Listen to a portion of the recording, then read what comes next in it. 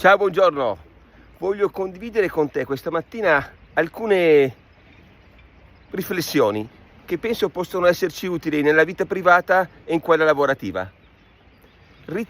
Penso che dare la colpa agli altri non è mai una strategia che funziona, anzi, non è mai una strategia.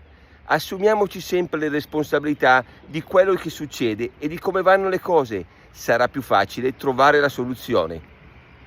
Cosa ne dici?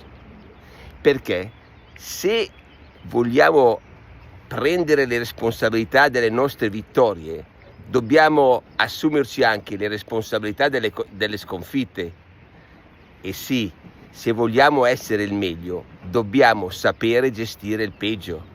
Ti auguro di essere il meglio in quello che sei e in quello che fai e di fare della tua giornata un capolavoro. Be the best you can be.